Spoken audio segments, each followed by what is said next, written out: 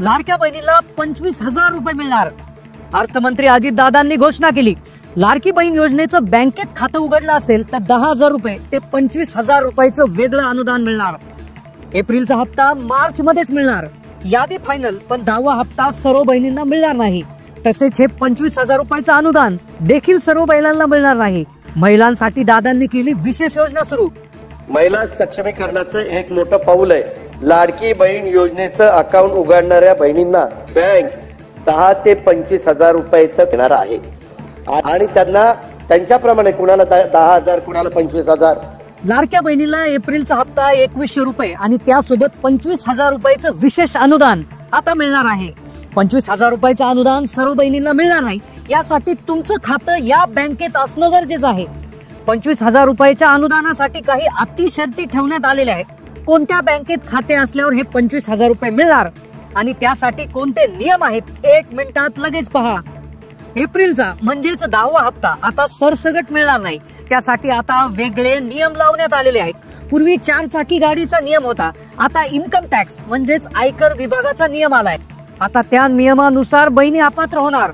तब्बल 10 लाख लाडक्या बहिणी अपात्र ठरण्याची शक्यता आहे, कारण आता लाडक्या बहिणींचं आयटी खातंही तपासलं जाणार असल्याचं समजतंय। सरकारचा हा एक अत्यंत महत्वाचा मोठा निर्णय समोर येतोय। ज्या बहिणींचं आधार कार्ड बँक खात्याला व्यवस्थितपणे लिंक आहे त्या बहिणीला एप्रिलचा हप्ता 2100 रुपयाप्रमाणे मिळणार आहेत।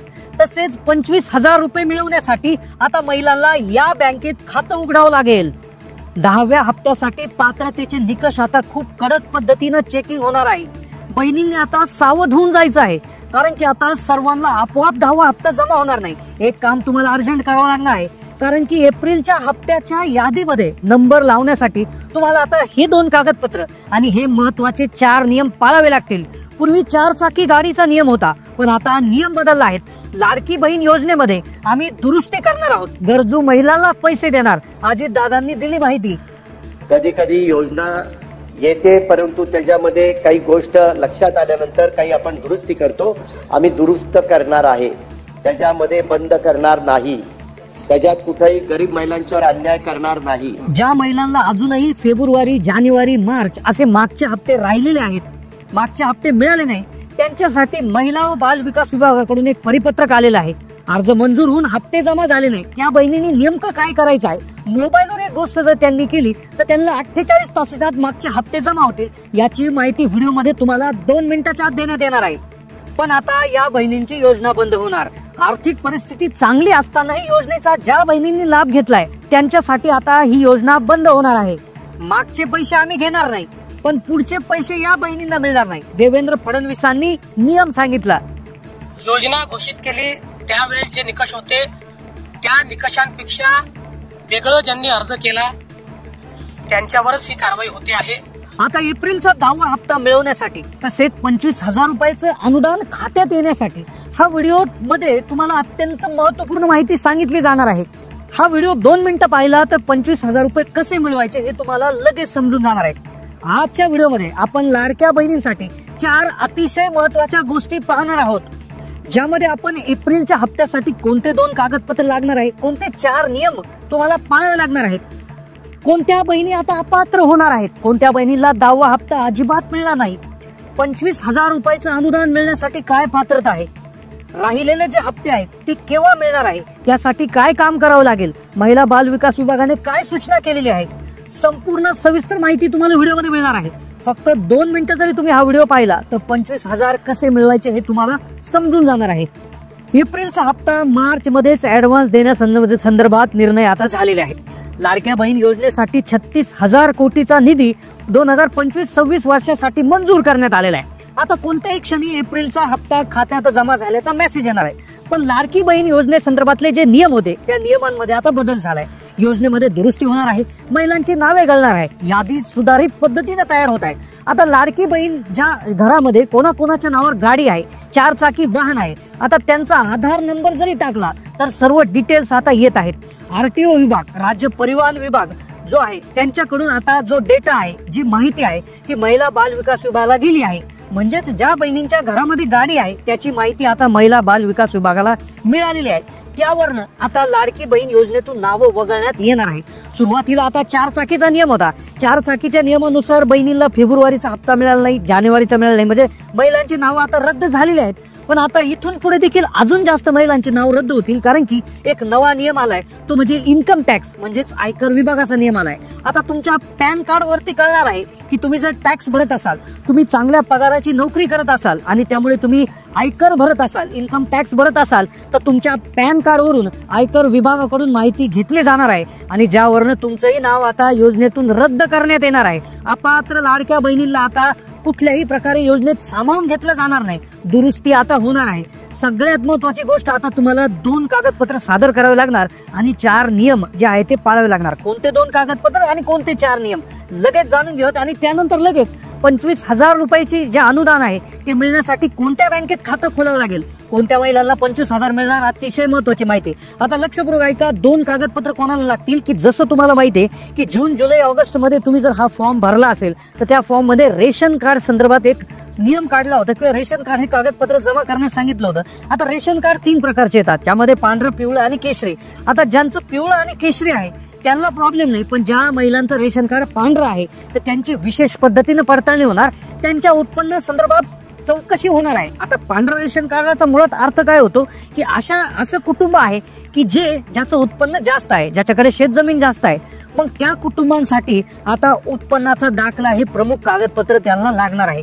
इथून पुढे ज्यांचं पांढरं रेशन कार्ड आहे आणि ज्यांचं उत्पन्न जास्त आहे तर त्यांना 2.5 लाखाच्या आत उत्पन्न असणारा उत्पन्नाचा दाखला हा सादर करावा लागू शकतो.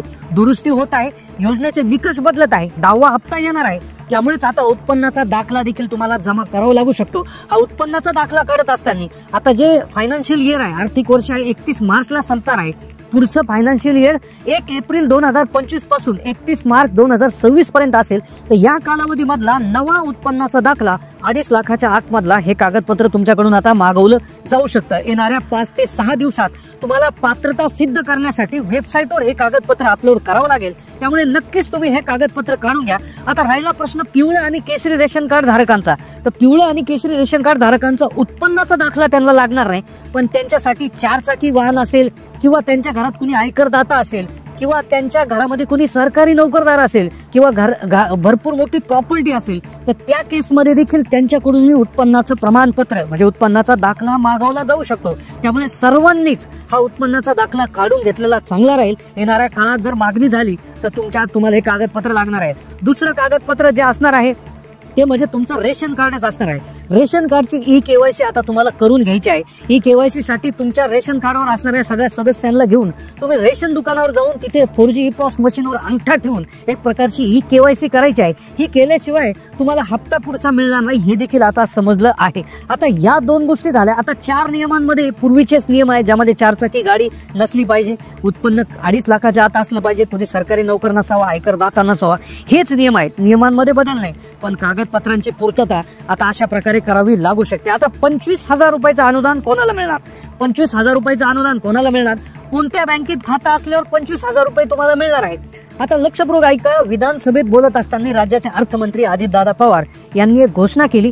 त्या घोषणेमध्ये त्यांनी सांगितलं की मुख्यमंत्री आणि दोन्ही उपमुख्यमंत्री आम्ही सगळेजण महिलांना जास्तीत जास्त फायदा मिळावा, महिला आर्थिकदृष्ट्या स्वावलंबी बनावा यासाठी आम्ही विशेष योजना सुरू करत आहोत. आणि त्यांनी एक महिला सक्षमीकरणाचं एक मोठं पाऊल उचललंय, ज्याचं विधान परिषदेमध्ये त्यांचे गटनेते आहेत प्रवीण दरेकर म्हणून, तर त्यांनी एक घोषणा देखील केलेली आहे. ते असं म्हणाले की लाडकी बहीण योजनेचं अकाउंट उघडणाऱ्या बहिणींना एक बँक आहे, ज्या बँकेचं नाव आहे मुंबई बँक. मुंबई बँक ही सहकारी बँक आहे. तर त्या बँकेच्या अंतर्गत महिलांना 10,000 ते 25,000 रुपयापर्यंत कर्ज मिळणार आहे. लक्षपूर्वक ऐका, कर्ज मिळणार आहे. म्हणजेच काय की ज्या बहिणींचं खातं मुंबई बँकमध्ये आहे तर त्या बँकेमध्ये ज्या बहिणींचं खातं असणार आहे तर त्यांना 10 ते 25,000 रुपयाचं कर्ज मिळेल आणि त्या कर्जाचा हप्ता भरायची गरज नाही. तो हप्ता तुमच्या लाडकी बहीण योजनेचा जो इथून पुढे हप्ता येणार आहे 1,500 रुपयाचा, तर त्यामधनं तो हप्ता तुमचा जमा केला जाणार आहे. म्हणजे एका दृष्टीने तुम्हाला ऍडव्हान्स मध्ये हे 25,000 रुपये मिळतील आणि ज्याद्वारे तुम्ही कुठलाही तुमचा छोटा व्यवसाय उभारू शकता किंवा तुमचा आधीच्या चालू व्यवसायासाठी ते भांडवल म्हणून वापरू शकता. तर अशी एक विशेष प्रकारची अनोखी योजना सुरू करण्यात आली आहे. अजितदादांनी हेही सांगितलं की इतरही बँकांनी या धर्तीवर महिलांना कर्ज देणं आता सुरू केलं पाहिजे असं आवाहन देखील केलेलं आहे आणि त्याविषयी देखील एक विशेष योजना लवकरच खात्यावरच येणार आहे. 10,000 ते 25,000 रुपये आता मिळणार मुंबई बँकेत खातं असेल तर. आता बाकीच्या बँकांसाठी देखील हे अपडेट येतील, अशा योजना सुरू होतील. त्याविषयी अपडेट आपण आपल्या चॅनलच्या माध्यमातून देणार आहोत. नक्कीच महिलांसाठी मोठं पाऊल उचललं गेलंय.